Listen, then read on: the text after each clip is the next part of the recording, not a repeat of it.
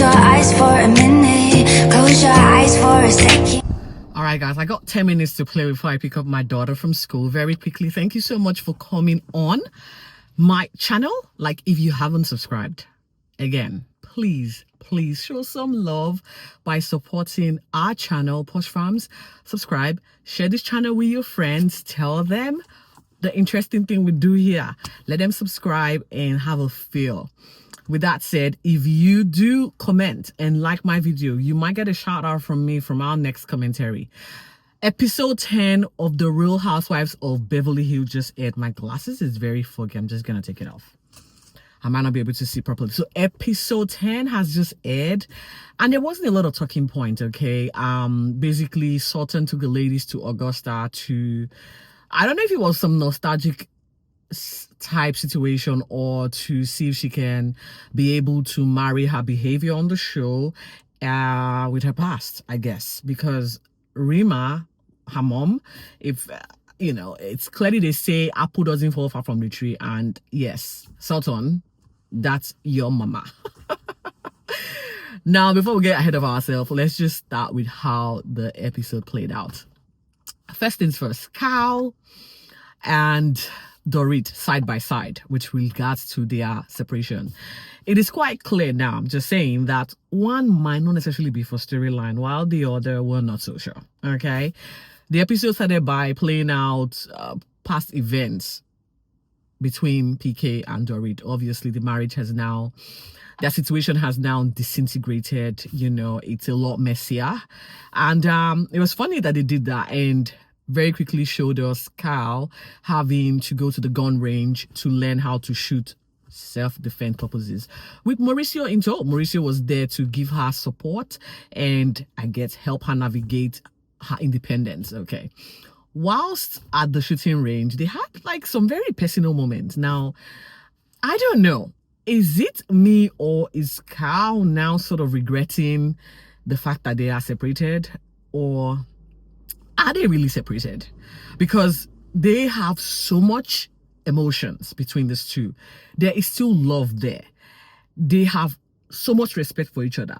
Okay, so it's clear as day now when Kaale says her separation is different from everyone else's. We can see. And it's looking like they might be having an open marriage, not necessarily separation. Okay, yes, Mauricio is living in a condo, he's moved out, everything, and we can see he's been having indiscretions, you know, on social media. We don't know the truth. Is it for TV? We really cannot tell you. However, I'm thinking Mauricio still likes Kaale. Kaale is sort of a mixed bag. I don't know if Kaale was the one that was experiencing midlife crisis following, you know, some setbacks in her marriage with Mauricio. No marriage is perfect, guys. No marriage is perfect. And so I'm not judging them, and I feel like these two can fix whatever it is that is between them that is not right now, and can be fixable, and they can come back together. And in contrast with Dorit, things seem to have just gone south. They are now arguing, they are angry at each other. Lawyers are now sort of slowly getting involved. From the conversation she had with the ladies at Katie's over lunch, it's clear that there's a lot she needs to navigate. And if you see her skin, she had goosebumps all over her body, and it shows she's distressed. It shows she is stressed and going through the motion right now. First things first, I'm not sure why Sutton is going back home and, you know, having us come with her to see the dynamics that is at play between her and her mom. Apparently, she's got some unresolved trauma there. Well, she's inviting Kaale and Garcelle to go with her. Now, to the dismay of Erika, who felt she's from the South, and so she should have been accompanying this lady. And I can understand why, okay? Erika, don't feel bad. You guys are, the relationship between Erika and Sutton is sort of up and down. You know, 1 minute they can understand her, the next minute it's chaos. And so for Sutton to go with Garcelle and Erika, I feel like she knows her mom, and she didn't want her mom to be stressed by too many people in her space. Also, I felt Sutton might have felt that the mom might not take kindly to Garcelle, giving Garcelle skin color, you know, yeah, allegedly, okay. And so having two Sutton and Erika and Kaale there, as against Garcelle, if you know what I mean, will be hard on Garcelle. But again, Garcelle is Sutton's best friend on the show, so no surprise that Garcelle was her first choice. So the ladies went to Augusta, and I thought at first it was her childhood home, not knowing that this was where she lived while she was married to her ex-husband Christian. You know, a very massive, you know, house. The mom lives right at the back. Yeah, Sutton comes from money, you know. I think she married money. I think that's what it is. She married money, because from the conversations, Rema or Reba is enjoying the perks of marrying rich, and she didn't take kindly to the divorce because she felt she was going to lose you know, the financial gains that came with Christian. Well, it seemed that she's doing quite well. Garcelle gave her a scarf that I don't think she was happy about, or if she was, the reaction was clearly the opposite. Well, Garcelle should have maybe kept her money to herself, because this woman did not appreciate that scarf. If you had given her gold, I don't think she would have appreciated it, in my opinion. Whilst they are trying to navigate Garcelle, Sutton's relationship with her mom, I can tell you for sure, Sutton's behavior on this show is relatable now, given the trauma she's experienced with her mom. And I think going forward, as Sutton gets older, she is going to be displaying the same character traits or characteristics of her mom, Reba. Sutton, if you need the psychologist now is a better chance to help you. Otherwise, you and your mom are carbon copy of each other. Okay. So while the girls are away in Augusta, we see Kinley and Bozoma having a chat. I'm going to actually say something with regards to Bozoma. When Bozoma called Katy, I'm not sure this relationship, or Katy called Bozoma, there was a necklace on Bozoma's neck, and Katy thought it was pearls or some shell thing, and Bozoma quickly corrected her that they were diamonds.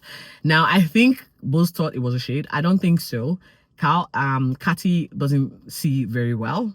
And if you know, again, I really don't know, but it came across like Katy is a very goofy woman. She is goofy. She's very fun. And so that comment was not in any way shade-like. But I think Bozoma thought it was. However, we'll leave that there.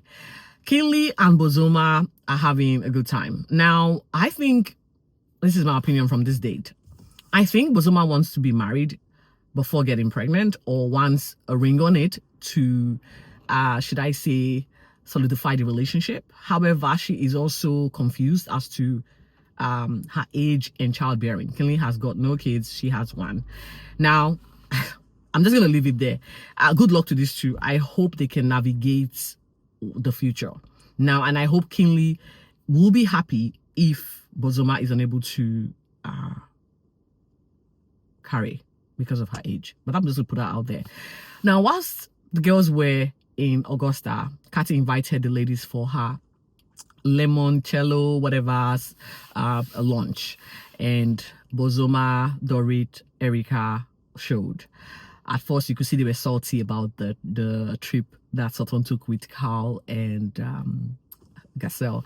But notwithstanding, it is what it is. There's a huge divide amongst these girls, and so it's hard to not see that.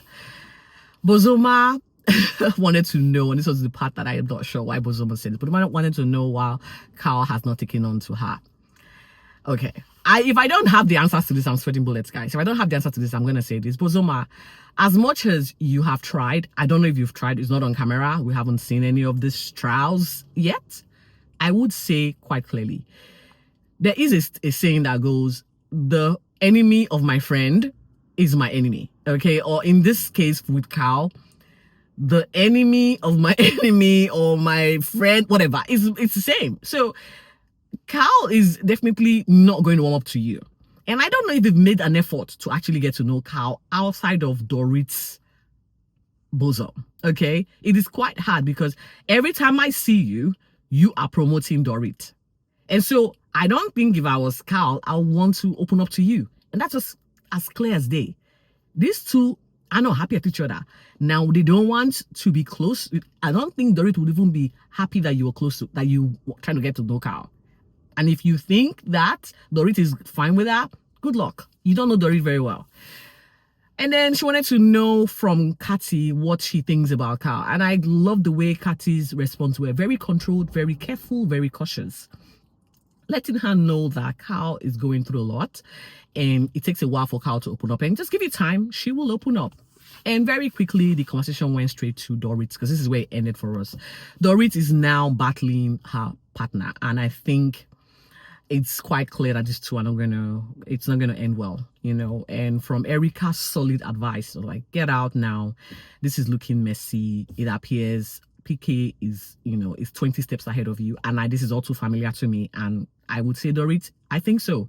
PK is 100 steps ahead of you. There is this clause, and I think the clause also applies here in Australia. Once you're married, hit the 10-year mark, you are entitled to half. And then if you divorce before then, it becomes negotiable. And when there's prenup, it's easier. Without prenup, it gets a little bit messier. Maybe my favor either party. Who knows? You just have to have the good lawyer on your side to defend you. And this is where I think Dorit is struggling, because there's a lot in terms of financial pitfall that's going to be resulting here. She's now crucifying PK. She used to cover for PK, but now she's like, no more, I'm not covering for this guy anymore. There's a lot that was happening behind the scene that I was actually trying to, portray us as happy as they. Well, we know that, but we just didn't want to tell you that you were not deceiving us. We could see that. However, it's your story now, and I really feel sad for her. And I guess this is where it's going to kick off in episode 11. And what do you guys think? Not much happened. It was underwhelming. However, there were key points that I felt like, deserved the commentary. What do you think about Dorit and PK's situation? Do you think they can come back from this? It's not looking good, guys. With Kyle and Mauricio, I think there might be something there. Who knows? Maybe more for storyline, this particular separation, or they're having an open marriage, which is fine, which is fine. But however, I want to see how these girls come together post Augusta, because there's a lot to be talking about with RHOBH having a sit down with Garcelle. That didn't go too well from the trailer, but we get to see more of that. Now, thank you for watching. I guess I'll see you very, very soon. In the meantime, you're deserving. Stay safe and bye-bye.